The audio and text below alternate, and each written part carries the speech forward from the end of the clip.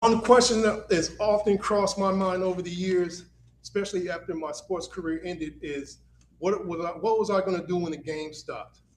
What was I going to do with the skills that I had built over a 20 to 30-year period? Uh, and how was I going to apply that to the rest of my life? I'm Coach E. Allen. This is the Game Ready podcast on the Sideline Sports Network. every seven every Tuesday at 7 p.m.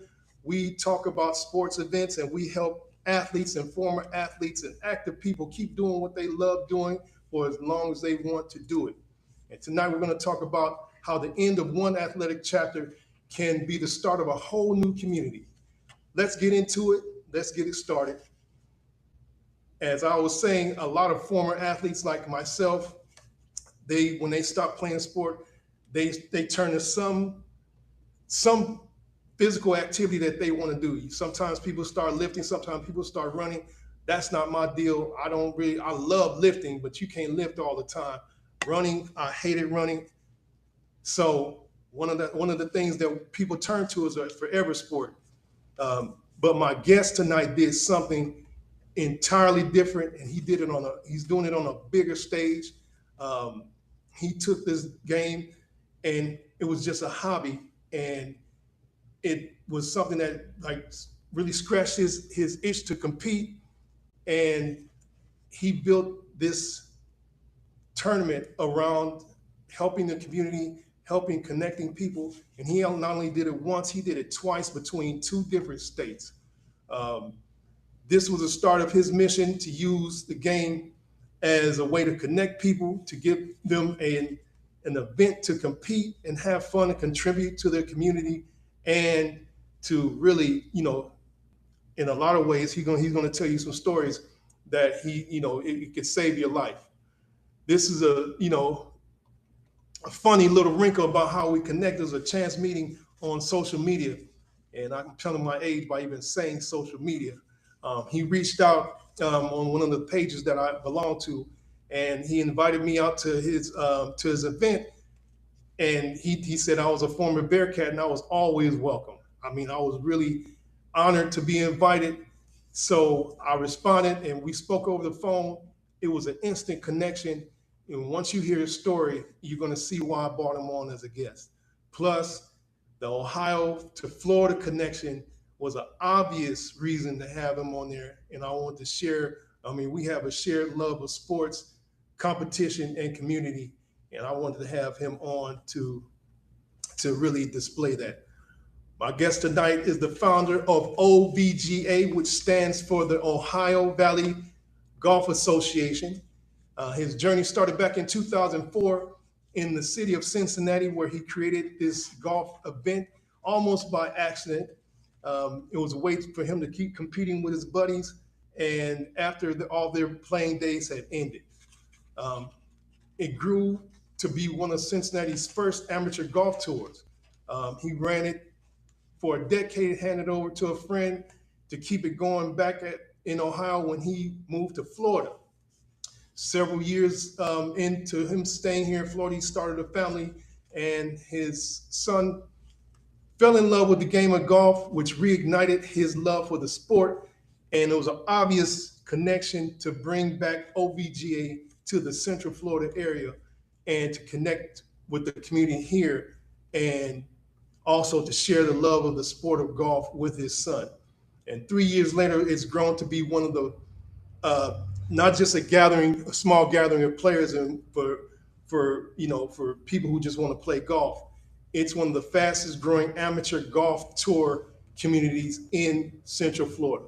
Please welcome the founder and chief of OVGA Central Florida, Chad Baker. Chad, here we go. What's going on, Coach E? How are you, man? I appreciate it, man. Hey, welcome to the show. I appreciate you having you on here. Thank you for sharing your time with us. Now, take me back to 2004 when you grew up playing everything under the sun: basketball, baseball, and Yeah. football. Um, what made what was missing that made you start playing the game of golf? So I've been playing golf since I was about 13 years old. Nothing serious, just as a means to go out and do something. Being an athlete, you always look for something to do athletically, right? So golf was always that thing. I was a baseball player for a long time, so golf is always the extension of baseball. And I played it consistently throughout the years. When I wasn't doing baseball, football, basketball, I go hit the ball around or whatever. But after my senior year of high school, which was 2004, I started looking around, or I'm sorry, 1994. I started looking around for things to do, play softball, go bowling, try some flag football down at UC, doing something to stay active. But obviously, golf is something that you don't have to try to kill yourself for. And after dislocating my shoulder 3 times prior, I was like, all right, I got to do something where I'm not taking a beating. So maybe I should just go play golf. Funny story. I actually dislocated my shoulder on a golf course. Had nothing to do with playing the game. I thought there was a bee on my arm, did this, and popped my shoulder out. So even golf can put you down if you're not ready for it. But yeah, I mean, the OVGA kind of spawned out of just a desire to hang out with buddies and kind of try to figure out a little bit of competitiveness, because that never dies when an athlete stops playing a sport. You just find another avenue to take that competitiveness to, whether it's a job, whether it's just waking up every day going, I'm going to be better today than I was yesterday. And golf was that extension of what I could do, right? Because I had gained some weight. I wasn't as physically fit as I used to be. So it's like, I can't play tennis. It's either bowling or golf, and I'm going to do both. So let's play golf. And that's kind of how it started. That is sweet. All right. So, what were the early days of OBJ like? And it was just a weekend gathering of buddies. And how did it grow so fast in the state of Ohio? Yeah, so I'll give you the I like to call it the dark and stormy night version, because it started actually on a rainy day in November, downtown Cincinnati. I'm working for Fifth Third Bank. I'm bored off my butt. I'm just sitting there going, what am I going to do? My boss is talking about this golf tournament that he wants to run in the spring, and it's going to be golf and cornhole. And I was like, this is pretty cool. And I'd never played a golf outing before. Never in my life have I played a golf outing. I just, gone out and hit the ball around with my dad or with a couple friends. I'd never played a golf outing. So this was my first one. So I went and played it, and I'm like, oh, this is pretty cool. Well, I'm going to do one now because this is awesome. And I'm obsessive compulsive about stuff that I like. So immediately I'm going to do one that's going to be golf and wiffle ball. We're going to have a home run derby, and it's going to be awesome. And it was a lot of fun. Yeah. So on that day, this was like a little bit later. I think it was actually this was the fall of that summer. I sat around and was like, man, what if we did like 4 of them? There's 4 majors. We could do 4 tournaments and have 4 different formats and just, have fun during the year.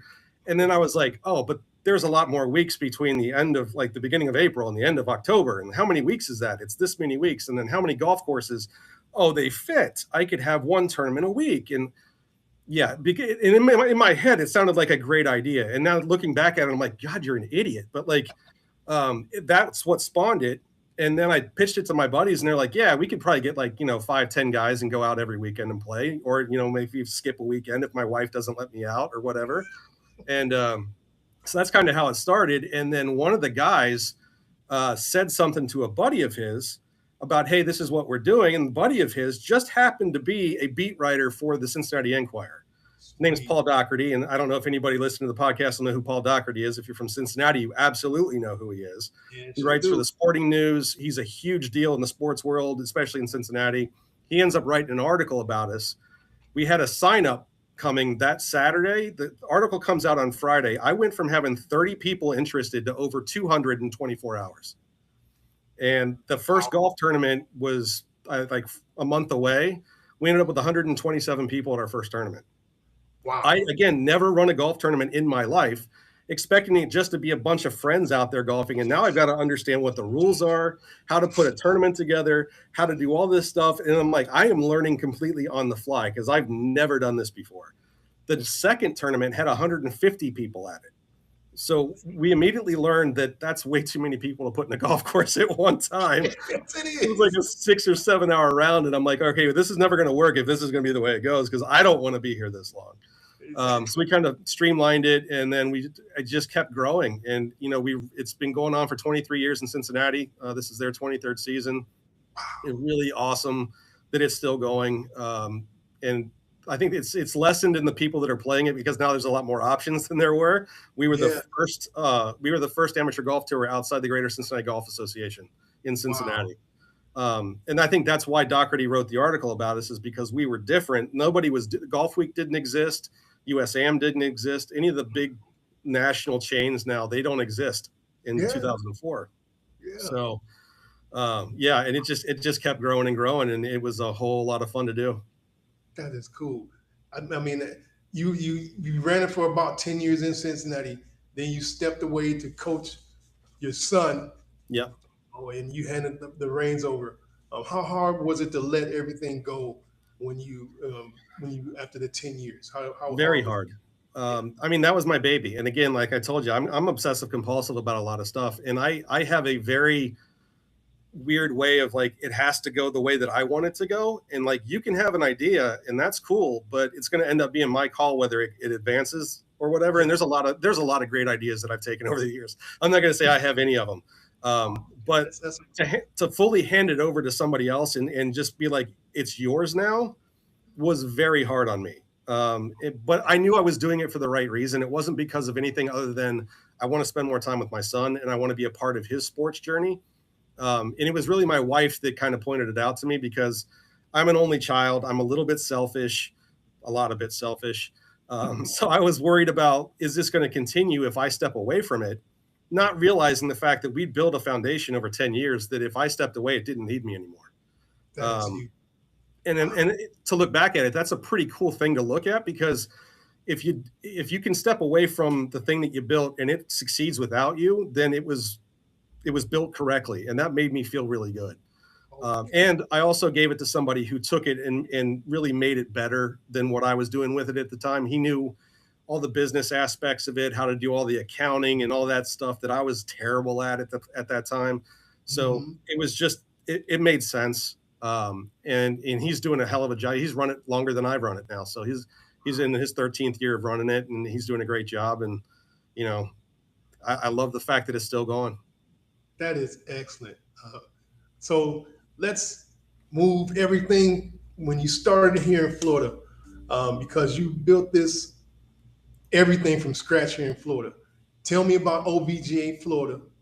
Um, how do you know the move here? You moved here in 2020, Yeah. 2020, um, and you starting another tournament, another golf amateur golf tour was the last thing in your mind. What changed your mind? So yeah, when I moved down here, I would again, I was like, man, well, I could do something down here. And then the more I thought about it, I was like, why would I want to go through all that again? Like, I don't want to. And I knew my wife didn't want me to do it. And we had a chance to do other stuff. And this was again, my son he was going to do something, probably play baseball. So we focused on Little League. And at the time, I was like, I don't want to do it again because I don't have the time to do it. And then when I started to research it a little bit before I made the decision to bring it back, I didn't know, and it's a good thing that I didn't know what I didn't know then because we wouldn't be where we are now. There are so many options in Florida to play golf, from different amateur tours to different traveling groups to different courses that just run tournaments. There are so many. I think there's 50 some amateur tours in the state of Florida by themselves now. And again, in Ohio, I was the only one for a few years. So to come Wow. down to a place that had 50, it's kind of crazy. So the thing that got me back into it was Little League. We played it for like 2 years, and it just got weird. Like the parents were I was the coach of Peyton's team.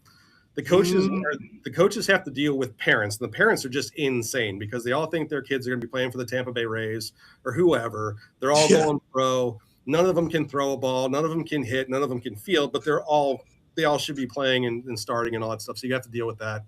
And Mm, Peyton was actually starting to get pretty good at it, but it was just the fact that the league itself and the parents made it unbearable to be there. big time. And he had started to play a little bit of golf because I would take him out on the golf course, and he told me he liked it better than baseball. So I was like, Mm, okay, well, if you like this, would you like me to get you lessons? Because I'm not going to teach you, because if I teach you, you're going to have a bunch of swing flaws and you're going to hit the ball terrible. So I'll find you a teaching pro that will help you play golf. And I was looking around, and there was one guy that popped up, and he looked different. his wording was different. It was more about kids. It was more about God, and it was more about teaching rather than telling. Good. And I was like, this is the guy. This is, and you know, like things just talk to you, right? Like you Mhm. know that this is the right thing when something just feels right. And Lloyd Slaughter just felt right to me. So I take him there, and Lloyd's teaching him, and Lloyd and I are talking, and Lloyd's trying to help me with my swing too because that's what he does. And I told him he's like, how long you been playing? And I said, you know, I used to run an amateur tour in Ohio. And he's like, you know, you should do that down here. And I think I told you the one time is like, don't tell an addict or don't give an addict what they crave, because the minute you do, everything changes. And that was the words that I didn't need to hear, but that I needed to hear because it was like somebody had faith in me again. So it was like, yeah, I should do that. And so I started again, went back to my house. How many golf courses are there? And we could play yearly now. So I've got 52 weeks I can play with. How many golf courses are there? How many different people are there? Like, where can we go? Is it going to start small? Is it going to start like all these things? And again, if I would have known what I didn't know, I probably wouldn't have done it. But our first tournament, we had 12 people. And I'm like, man, I was going from like 80 people back in Ohio to 12. And again, my feeling was, oh, is this going to take off? Is it just, you know what? I'm meeting people. I don't know anybody down here.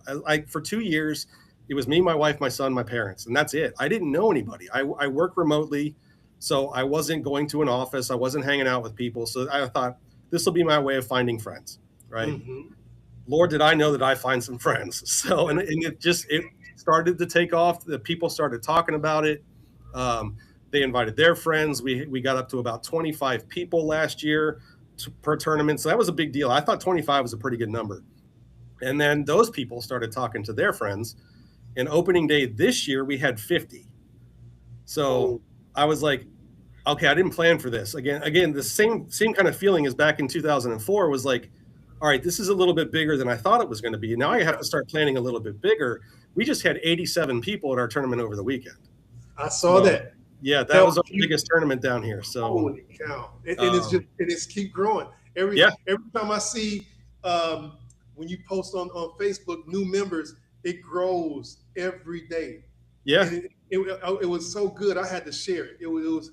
I mean, just when I saw the amount of people who became followers and actually start following your page. Yeah, we're gonna give you guys a page when in the show notes at the end, and we're really gonna make sure that you know Chad has a really good showing in his next tournament that he's gonna talk about. So in a 3-year period, how big has it gotten, would you say? And I believe that surprised you somewhat. It did. And I had one guy, his name's Kevin Smith. He would always tell me, this is going to grow. You just have to let it get there. And again, me being obsessive compulsive, I was like, man, this isn't growing to the speed that I want it to. Maybe it's just not going to. And that's fine. If it stays at this size and that's all it ever is, that's fine. I'm still playing golf. I'm still having a good time. I'm meeting new people. But immediately this year, everything changed. Like last year, you could see it starting to grow. We had 79 people at Black Diamond last year. Black Diamond is one of the premier golf courses in Central Florida. If you ever see the picture, just Google the pictures of it. Just look up Quarry Course at Black Diamond. You'll understand.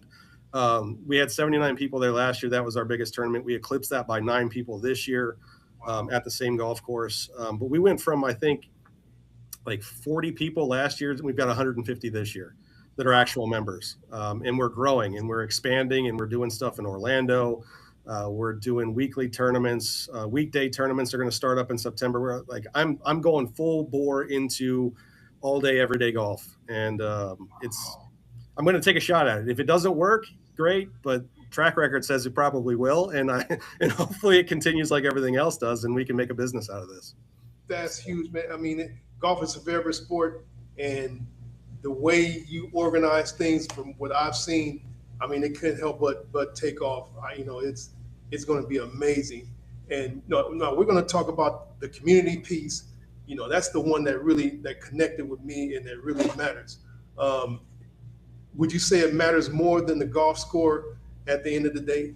Oh, absolutely. I think the connections that you make with the people are always going to be better than whatever you shoot. I mean, the round lasts for a minute, lasts for a day. Like the high of shooting your best score or the high of making an eagle or whatever. It's there and it's gone. But the friendships that you make on the golf course are there for life. My best friend now is a guy that I met in 2004, Matt Berry. I started the OVGA. He was one of the initial members.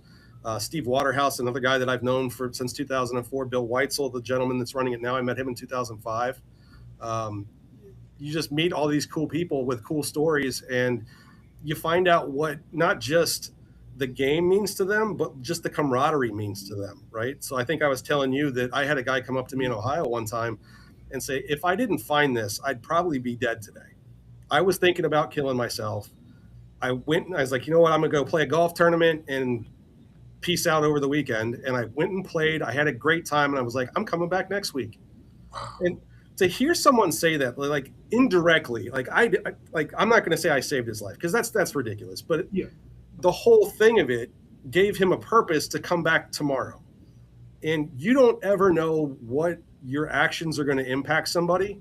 So hopefully it's always going to be a positive interaction. And that's kind of what I strive for, is to be positive as much as I can be positive. Cause I'm truly a negative person when it comes to golf.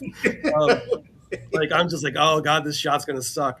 But like, I want the people that play in our tournaments to have a very positive impact and like to meet new people. And we try to get people to play around with other people and not just come and play in a specific foursome with the same people every week. You like play with other people, meet them, like maybe you'll like them, maybe you won't like them. And of course we have that, right? So not everybody gets along. But I think the majority of the guys like the people that they play with. And that's one of the coolest things, is to come to a golf course with 50 people who want to be there for the right reasons. It's not about winning money. It's not about, and that was the thing that I had to deal with, because in Ohio, we didn't play for money. We played for points and we played for charity. In Florida, we play for money. Money games are huge. Oh yeah. I came down here, when I started this down here, I wanted to do it exactly how we were doing it in Ohio. I wanted this to be for charity, and I was going to do stuff with Honor Flight and some of the stuff, like my dad's a Navy vet, and I was going to do some stuff for the military. And I was quickly told by other people, if you don't play for money, nobody's going to play. And I was like, shame. Oh, I know. Okay. Yeah. So again, I had to change the format, change everything. And now Ohio still runs. And one of the coolest things that I'll say about Ohio is we've donated probably over $150,000 over 20 some years to charity. Wow. Most of it children's charities, most to help with kids who need medical issues. It's not Make-A-Wish. We worked with them. It's called Building Blocks for Kids. If you're in the Cincinnati area, or any ties to Cincinnati, they help children get medical equipment or like treatments and stuff like that they can't afford. So it's a really cool thing. We donate to them every year. Hopefully $5,000 to $10,000 every year goes to them. So we feel pretty good about that. And we've been doing that for 17, 18 years now. So that was huge for us. That community element is priceless. Well, I just learned about the money games when I was working with a golfer who was trying to get on the amateur tours here, and that's how he paid me. Is that he'd go play, he would go play these money games, and and that was his hustle. He would go all over Central Florida, and he would playing these money games, and these money games can get heavy. The prize money can get heavy, and I don't know how safe that is, but it is what it is. Yeah. And one of the things that we're going to be doing next year is we're going to run an elite series, which is basically bringing in the low handicaps, the best of the best amateurs, and we're going to have some pretty big money games where it could be upwards of $700 to $800 to win a tournament. That's huge. So, it's a big deal, and it's something I look forward to. I'm not going to play in it because I'm not that good, but I'll be there running it, and we're going to have a good time with it. That's what matters, because next we're going to talk about who is OVGA for.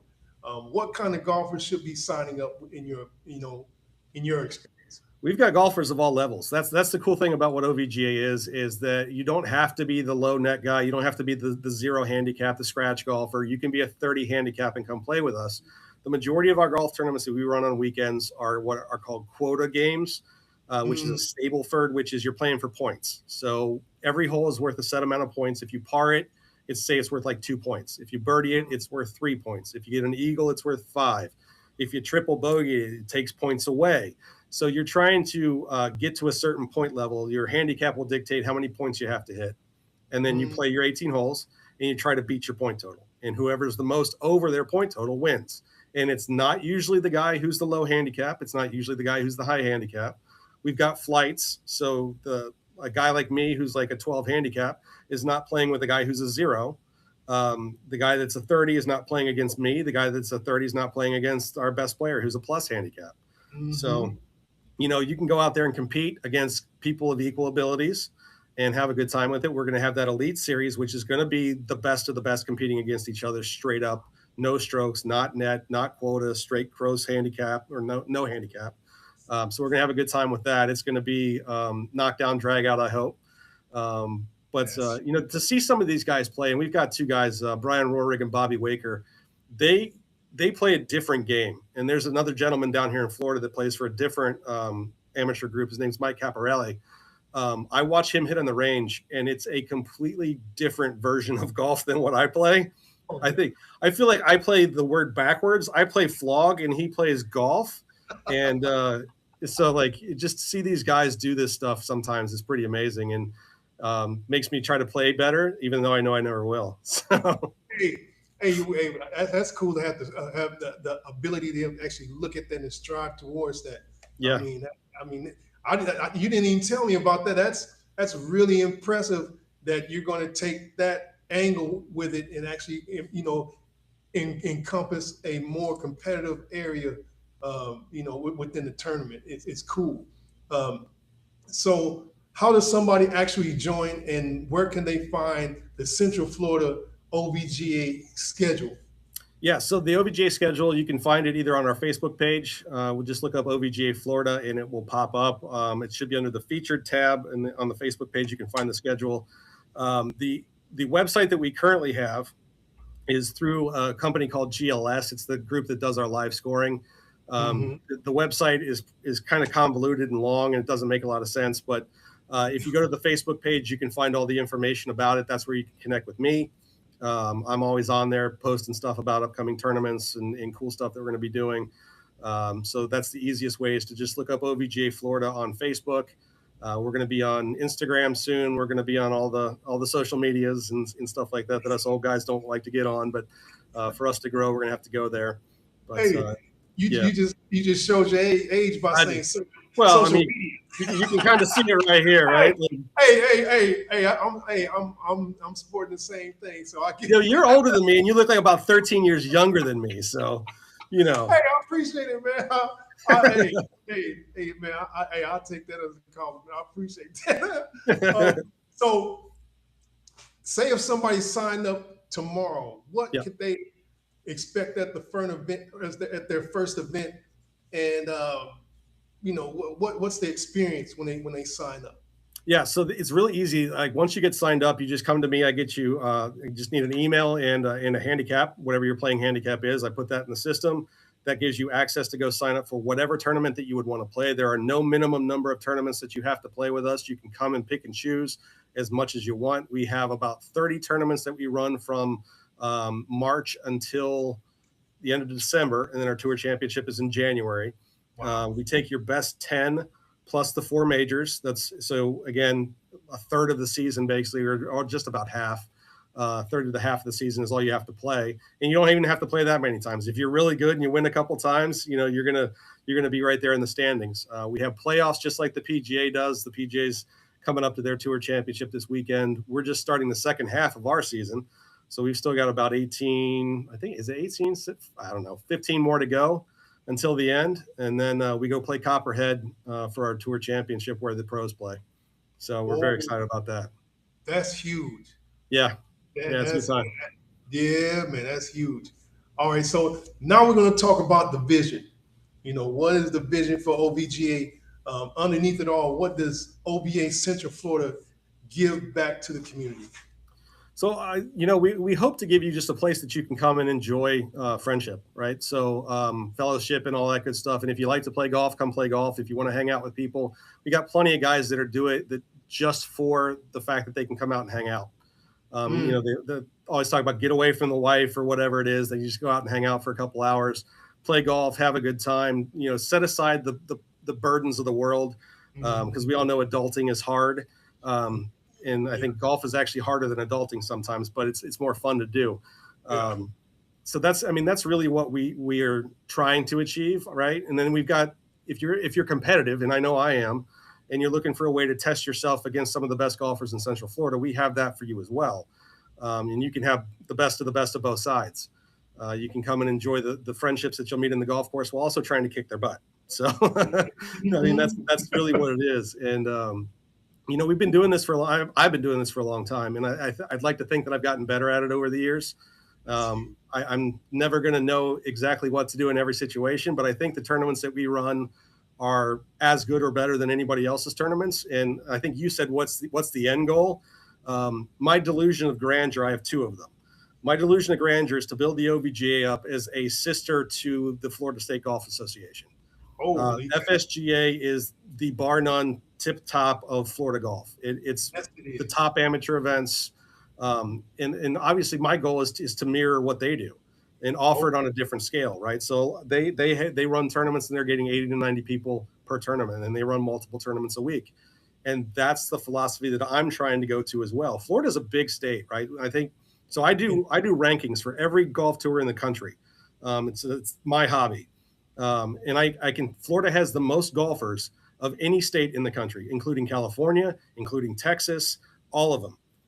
So we have plenty of opportunity to build and grow and do a lot of cool stuff. And we partner with other golf groups. The Dirty Birdies out of Orlando, they run 2-man groups. We're going to partner with them. Gaspar Golf here in Tampa, Trace Fenton, awesome dude that I've met down here that runs tournaments. The reason why we play a quota game is because his group did, and I liked the format, so I kind of took it. We played them in a match play just recently, but there's a lot of people down here that do things the right way, and we partner with them to hopefully grow all the groups. In Ohio, it was very much a like dog eat dog, where it became like, don't talk to my people, don't talk to me because you're trying to steal my people. It's never about that. Especially in Florida, it's about growing the game, giving people more chances to play, experience more people. The tournament that we had against Gaspar was one of the most fun that we've run, and we got our butts kicked, but it was awesome to get out there, meet other people that enjoy the game, have some competition, have some camaraderie, and at the end of the day, high five each other when we're done. It was awesome. So that is huge. And my second one, I didn't tell you what my second one was. Go ahead, man. Yes. My second delusion of grandeur is to run something akin to the World Am. The World Am is a big tournament in South Carolina, in Myrtle Beach. It's a 4-day tournament that brings in a ton of golfers, like 5,000 golfers or something like that come in for this. And my delusion of grandeur is to do something in Florida that rivals that, right? So it's nice. That's what I'm trying to build towards. That's what I'm trying to put in motion. And if it doesn't happen, that's fine. I don't care. I just have an end goal that I want to build towards and work towards. And if I don't have that, I can't achieve it. So that's what I'm trying to do. Those are my two delusions of grandeur. No, having something to shoot for, man, gives you our previous conversations, man. That could be the difference between you waking up and you not waking up. Mm-hmm. So it's it's a delusion of grandeur, but it is a huge benefit to be able to have that. The vision has been made. Well, we're going to talk about how this has brought you closer to your family. Yeah. What does it mean to share this with your son? Dude, there's nothing better than going out and playing the game with him. He was the reason why I gave up the OVGA to begin with, right? So when he started playing, it gave me the avenue back in. But the only reason that the OVGA exists in Florida is so that I can play with my son. That's really it. That underlying all the other stuff that I've said so far. The one thing I get out of it is I get to play golf with my son. And I know it's a clock that's ticking down, right? So we're like at the 2-minute warning. He's a junior in high school. College is coming. He's going to be away. I'm not going to get to play with him. I don't know if he'll play when he leaves. So I'm taking full advantage for the next 2 years to get as much time with my son as possible before he leaves. I got the opportunity. I took him to Scotland this summer. It was our vacation. For my 50th birthday, I said, I'm going to Scotland and I'm going to go play golf in St. Andrews. Holy cow. He had his best round ever in St. Andrews, Scotland, which to me, I'm getting chills just talking about it. Like watching him hit the ball. He'd never hit the ball like this in his life, ever.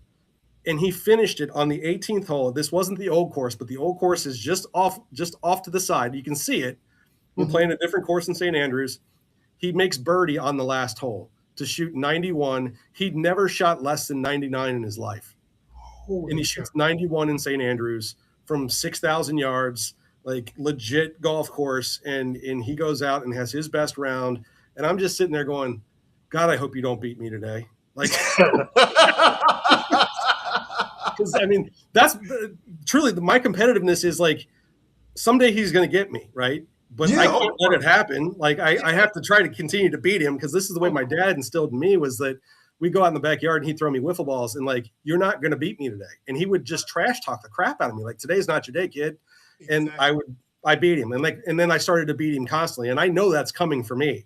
Like there's going to be the day, and it could be tomorrow, it could be whenever, that he's going to start beating me consistently. And I don't want that to happen, but it's going to be the coolest damn moment of my life is just watching him grow in the game, experience the stuff that I experienced, see the game through his eyes, the trials and tribulations that he goes through, any help that I can try to give him that he will not listen to me about it at all. Because he's like, Dad, I've seen you play, like you can't help me. But like, it's just so cool to watch him do the things that I did when I was a kid. He never played baseball as much as I did. He didn't play football. He didn't play basketball, but he's playing golf. And that's my love right now, right? That's the one thing outside of my family that I love more than anything is the game of golf. And to watch him excel at it, or even struggle at it, just how golf teaches you about yourself, how it teaches you to be a better person, how it teaches you to deal with frustration. And I'll just do this it's a horrifying game to play sometimes because in your mind, you have it that I should be playing better than this, right? And then when you make a bad shot and you make another one, and you make another, and you start to get mad. And then I had a guy tell me, dude, you're not good enough to be angry. Relax. and like at first I was like, are we gonna fight right now? Like, that's not cool. Like, but then the more you think about it, it's true. Like, I'm not out here every week. I'm not practicing every day. I'm coming out here to have fun with the game. I should enjoy it. Even the bad shots, you should just laugh about it. It's like I'm out here playing a game, man. Like, and I can still play a game, and I can still be competitive, and I can still be active at 50 years old with two really bad knees, a blown out left knee, a torn ACL on my left knee, shoulders that's been reconstructed, all this other stuff, right? And if I wake up the wrong way, my neck is like this, and I can't move. And so, like, I should just, and that's what Scotland proved to me, because you have to walk the golf course in Scotland. You don't get a cart; you have to walk it. And I was worried that my knees wouldn't hold up. And it was literally the best 4 hours that I've experienced on a golf course ever. Not because it was Scotland, but because the walking slows you down. Yes. And you start to notice the golf course. You start to notice your surroundings. You start to feel the air. You start to feel the rain. Like everything starts to make sense in a way that playing fast and playing in a golf cart and just, you're not paying attention. You're not in the moment. You're not living it. And so that it taught me about life in that moment. Like sometimes you just got to slow down and feel it. Right. Yeah. And just look around you. Cause like the world's a pretty damn cool place. If you just take a second and enjoy it, and you see that all the problems that you're having, I could lose my job in 2 weeks, right? Like I've been told that my job's probably going away. But I'm not worried about it because I've got this golf thing that's going to take off. I'm going to put my efforts in that. It's something that I love to do. Like if you could just look at the wrongs of the world and say, I'm going to make it better today. And that's kind of how the OVGA has been for a lot of people. That's how it is for me now. It's my reason to do what I do. And it's given me it's given me the opportunity to be me. Right. That's huge. So, man. Yeah, it's been a very fulfilling 23 years so far. man, this is the type of show that I love doing. Talking to a former athlete that's found their purpose, and they built something that gives back to people in the community, and they get to enjoy a sport like what I call golf the forever sport. Mm-hmm. You can play it until you roll over in the casket. You 100%. Can play golf forever. Yep. I gravitated towards it in a way to help people understand that they can become physically active and they can do some things that actually help them um, moving forward without having to worry about running, lifting, or doing anything crazy. Um, so we're going to go to a speed round. We're going to go through do rapid fire questioning, and we're going to do. You're going to like 3 questions. What's All your right. favorite Central Florida golf course? Juliet Falls in Dunellen. Sweet, Undell, sweet, sweet. Um, what's the best round you've ever shot? 75 is Sugar Ridge Golf Club in Indiana. Wow, 75. Yeah, it was a fluke. We'll just say that it was a fluke. That's a It was pretty just damn good fluke. that was just one of the days where everything was working well. I went out, and again, no one's going to believe it because I went out by myself. It was when I took off a day from work and was like, I'm just going to go play golf. And everything clicked that day. I was hitting my clubs well. My irons were good. My putting was good. And I didn't look. I never want to look at my score when I know I'm playing well. And at the end, I looked down. I was like, you got to be kidding me. Oh, So, yeah, it was a fun day. that's huge. All right, now we're going to talk about sports. A short sports question: Bearcats or Bengals?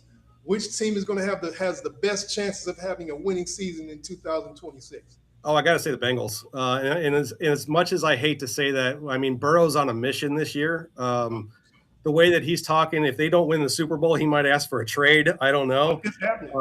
And Yeah. and I hate to say this, but like Satterfield, I don't like the guy. I don't think that we should have hired him. He was going to get fired at Louisville. He's done nothing with our team to make me believe that he's going to do anything this year. And the Big 12 is a hard conference to win, man. And I want my Cats to do well. I do.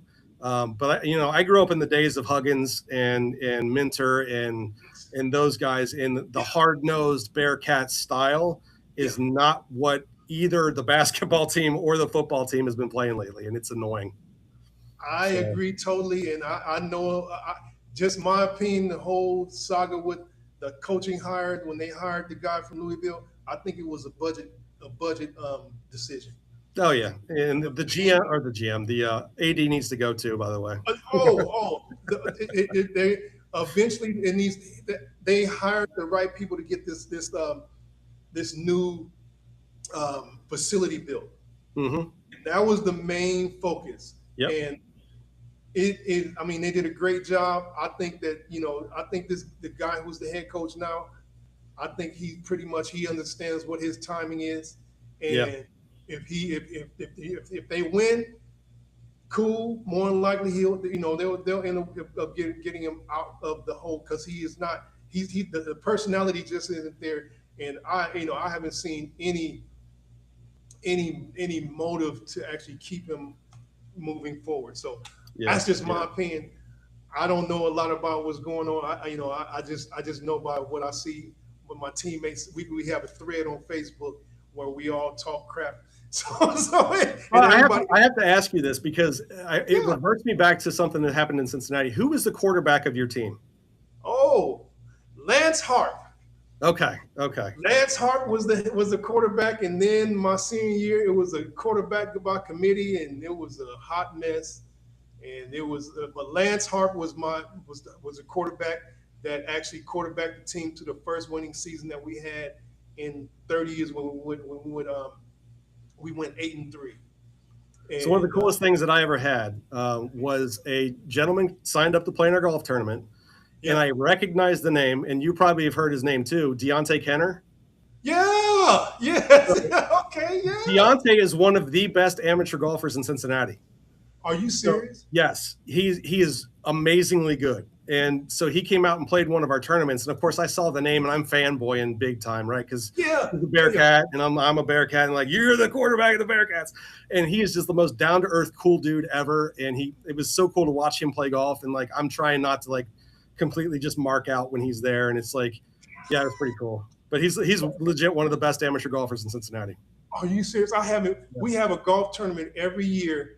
At the Letterman's Breakfast. On Letterman's Breakfast is the event before the spring game, and we have a golf tournament on Thursday and on Friday. and I haven't been, and it would be cool to link you up with that in Yeah. some kind of. That would be excellent, and Yeah. because there's a Bearcat fan club that's down near Naples, or it Oh, used to be. is there? Well, yeah, makes sense. Like Naples is big Cincinnati. Yeah, yeah, and they used to send me emails, and if I dig up an email, I'm gonna shoot it to you, and all everybody's connected in some kind of way, Nice. and it will be huge, man. We have one of the I haven't been in a while, but it's a fun, cool golf tournament.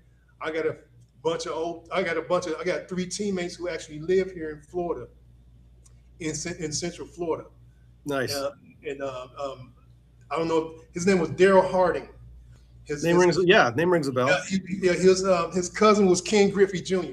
Oh, Ken Griffey oh, well, Jr. there you go.